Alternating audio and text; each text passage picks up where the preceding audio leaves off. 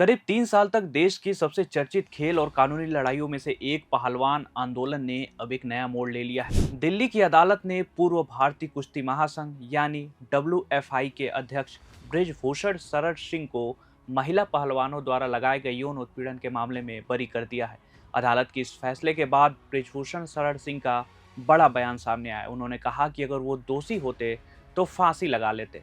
वहीं दूसरी तरफ ओलंपियन और पहलवान विनेश फोगाट ने साफ कर दिया कि उनकी लड़ाई अभी खत्म नहीं हुई है और वे इस फैसले को उच्च अदालत में चुनौती देंगी।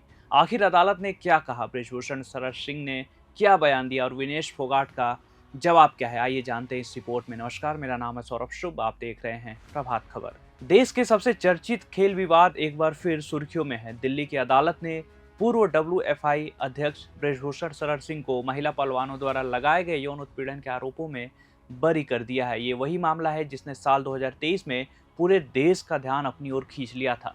जंतर मंतर पर कई दिनों तक धरना चला, देश के नामी पहलवान सड़क पर उतरे और खेल महासंघ से लेकर संसद तक इस मुद्दे पर खूब बहस हुई। अब अदालत का फैसला आने के बाद एक बार फिर ये मामला चर्चा में है। अदालत के फैसले के बाद बृजभूषण शरण सिंह ने मीडिया से बातचीत करते हुए कहा कि उन्हें शुरू से ही न्यायपालिका पर पूरा भरोसा था। उन्होंने कहा, अगर मैं दोषी होता तो फांसी लगा लेता। मैंने कभी कोई गलत काम नहीं किया और सच की जीत हुई है। बृजभूषण ने यह भी दावा किया कि उनके खिलाफ लगाया गया मामला राजनीतिक और व्यक्तिगत साजिश का हिस्सा था। उन्होंने अपने समर्थकों का धन्यवाद किया और कहा कि उन्होंने पूरे समय न्यायिक प्रक्रिया का सम्मान किया है। दूसरी ओर इस पूरे आंदोलन का प्रमुख चेहरा रही ओलंपियन पहलवान विनेश फोगाट ने अदालत के फैसले पर निराशा जताई है। उन्होंने कहा कि वे इस फैसले से बिल्कुल भी सहमत नहीं है और कानूनी विकल्पों का इस्तेमाल करते हुए उच्च अदालत का दरवाजा खटखटाएंगे। विनेश ने कहा कि उनकी लड़ाई किसी व्यक्ति के खिलाफ नहीं है बल्कि महिला खिलाड़ियों की सुरक्षा और न्याय के लिए है। उन्होंने ये भी आरोप लगाया कि पूरे मामले में सिस्टम ने बृजभूषण शरण सिंह का खूब साथ दिया, लेकिन इससे उनका हौसला नहीं टूटेगा और न्याय की लड़ाई आगे भी जारी रहेगी। अगर इस पूरे मामले की शुरुआत पर नजर डालें तो साल 2023 में कई महिला पहलवानों ने बृजभूषण शरण सिंह पर यौन उत्पीड़न के आरोप लगाए थे। इसके बाद विनेश फोगाट, साक्षी मलिक, बजरंग पुनिया समेत कई अंतर्राष्ट्रीय पहलवान दिल्ली के जंतर मंतर पर धरने पर बैठ गए। उन्होंने बृजभूषण की गिरफ्तारी और भारतीय कुश्ती महासंघ में सुधार की मांग की। मामला सुप्रीम कोर्ट तक पहुंचा, जिसके बाद दिल्ली पुलिस ने FIR दर्ज की और जांच शुरू हुई। कई महीनों तक जांच चली और फिर अदालत में सुनवाई का दौर शुरू हुआ। अब करीब 3 साल बाद इस मामले में अदालत का फैसला सामने आया है।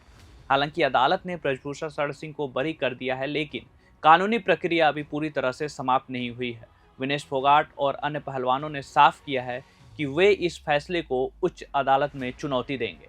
यानी आने वाले दिनों में ये मामला एक बार फिर न्यायिक प्रक्रिया के तहत आगे बढ़ सकता है। कानून के जानकारों का कहना है कि किसी निचली अदालत के फैसले के खिलाफ उच्च अदालत में अपील करना भारतीय न्याय व्यवस्था का एक सामान्य अधिकार है। तो कुल मिलाकर दिल्ली की अदालत के फैसले ने इस हाई प्रोफाइल मामले को एक नया मोड़ दे दिया है। एक तरफ बृजभूषण शरण सिंह इसे अपनी बेगुनाही की जीत बता रहे हैं और कह रहे हैं कि अगर वे दोषी होते तो फांसी लगा लेते। वहीं दूसरी तरफ विनेश फोगाट का कहना है कि उनकी न्याय की लड़ाई अभी खत्म नहीं हुई है और वे उच्च अदालत में अपील करेंगे। अब इस पूरे मामले की अगली दिशा न्यायिक प्रक्रिया और उच्च अदालत के फैसले पर निर्भर करेगी। आप इस पूरे मामले पर क्या सोचते हैं? क्या अदालत के फैसले के बाद मामला यही खत्म मान लेना चाहिए या उच्च अदालत में अपील होना न्यायिक प्रक्रिया का स्वाभाविक हिस्सा रहेगा? अपनी राय हमें कमेंट में जरूर बताइए। आप देख रहे हैं प्रभात खबर डिजिटल। प्रभात खबर.com, विश्वास वही, रफ्तार नहीं।